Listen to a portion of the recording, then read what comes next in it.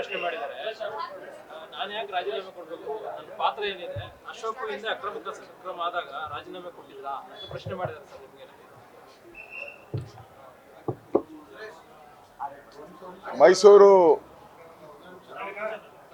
ಮೈಸೂರು ತಾಲೂಕು ಕಸರೆ ಗ್ರಾಮದ survey number 464ರಲ್ಲಿ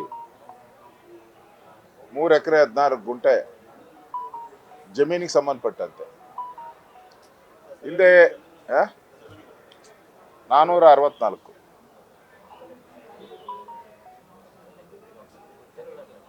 ಹಿಂದೆ ಈ ಜಮೀನು ಅಕ್ವೈರ್ ಆಗಿತ್ತು. ಅಕ್ವೈರ್ ಆದ್ಮೇಲೆ ಅದನ್ನ ಡಿನೋಟಿಫೈ ಮಾಡಿದ್ದಾರೆ. ಯಾರು ಒತ್ತಡದ ಮೇಲೆ ಮಾಡಿದ್ರೋ ಗೊತ್ತಿಲ್ಲ, ಡಿನೋಟಿಫೈ ಆಗಿದೆ. ಡಿನೋಟಿಫೈ ಆದಂತ ಜಮೀನು ಮತ್ತೆ ಮೂಡಾದವರು ಲೇಔಟು, ಪಾರ್ಕು ಇವೆಲ್ಲ ಮಾಡಿದ್ದಾರೆ. ಇಲ್ಲೇ ಹಲವಾರು ಸಂಶಯಗಳು ಮೂಡ್ತೈತೆ. ಯಾಕಂದ್ರೆ ಒಂದ್ಸರಿ ಡಿನೋಟಿಫೈ ಆದ್ಮೇಲೆ ಅದನ್ನ ಮುಟ್ಟೋ ಅಧಿಕಾರ ಯಾವುದೇ ಮೂಡಾಗೆ ಇರಲ್ಲ. ಮತ್ತು ಅದು ಬಹಳ ಪ್ರತಿಷ್ಠಿತವಾದಂಥ ವ್ಯಕ್ತಿಗಳಿಗೆ ಸೇರಿದ್ದದು. ಅಷ್ಟಿದ್ರೂ ಕೂಡ ಅದನ್ನ ಅಕ್ವೈರ್ ಮಾಡಿ ಲೇಔಟ್ ಮಾಡಿದ್ದಾರೆ. ಮತ್ತೆ ಈಗ ಅವರು ಅರ್ಜಿ ಸಲ್ಲಿಸಿದ ಮೇಲೆ ಅವರಿಗೆ 50-50 ಅಂದರೆ ಲೇಔಟ್ ಮಾಡಿದಾಗ ಈಗ ಬೆಂಗಳೂರಲ್ಲೆಲ್ಲ 40-60 ಅಂತ ಇದು ಸರ್ಕಾರಕ್ಕೆ ಬರ್ತದೆ. ಯಾಕಂದ್ರೆ ಡೆವಲಪ್ ಮಾಡೋದು ಸರ್ಕಾರ, ಹಣ ಖರ್ಚು ಮಾಡೋದು ಸರ್ಕಾರ, ಸೈಟ್ ಹಂಚಿಕೆ ಮಾಡೋದು ಸರ್ಕಾರ. ಅದರಿಂದ 60% ಸರ್ಕಾರಕ್ಕೆ, 40% ರೈತರಿಗೆ ಜಮೀನು ಕೊಡೋದು ಇಡೀ ರಾಜ್ಯದಲ್ಲಿ ಎಲ್ಲ ಕಡೆ ಇರುವಂಥದ್ದು. ಅಲ್ಲಿನ ಮೂಡ ಅಧ್ಯಕ್ಷ ಮತ್ತು ಕಮಿಷನರ್ ಸೇರ್ಕೊಂಡು ಇದನ್ನು 50-50ಗೆ ಕನ್ವರ್ಟ್ ಮಾಡ್ತಾರೆ. 50-50 ಕನ್ವರ್ಟ್ ಮಾಡಿ ಅಂದರೆ ಮೂಡ ಲಾಸೆಲ್ಲ ಮುಳುಗೋಗ್ತೈತೆ ಮೂಡ. ಯಾಕಂದ್ರೆ ಅದರಿಂದ ಅವ್ರಿಗೇನು ಬೆನಿಫಿಟ್ ಬರಲ್ಲ, ಏನು ಬರಲ್ಲ.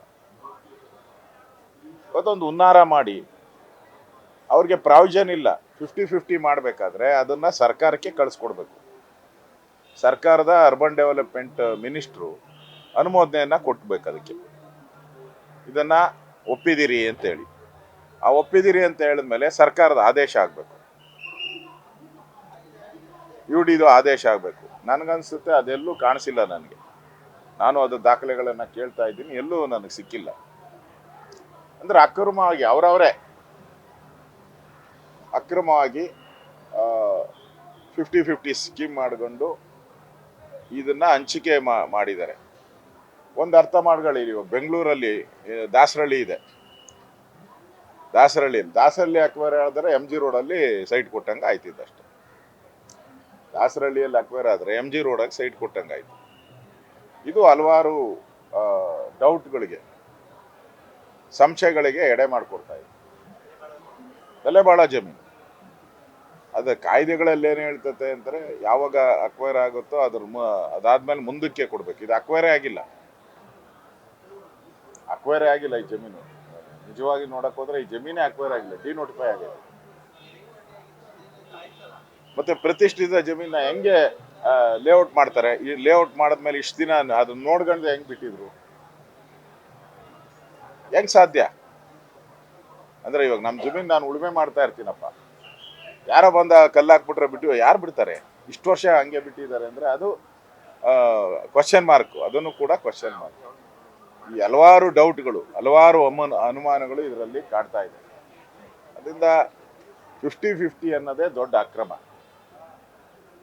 ಸರ್ಕಾರದ ಅನುಮೋದನೆ ನನಗಂತೂ ಕಾಪಿ ಸಿಕ್ಕಿಲ್ಲ ಇದುವರೆಗೂ. ಆದ್ರಿಂದ ಇದು ಪೂರ್ತಿ ಇವಾಗ ಏನ್ ಮಾಡಿದ್ದಾರೆ, ಸುಮಾರು 1000 ಕೋಟಿ ಬೆಲೆ ಬಾಳುವಂತ ಆಸ್ತಿಯನ್ನ ಪರಬಾರೆ ಮಾಡಿದ್ದಾರೆ.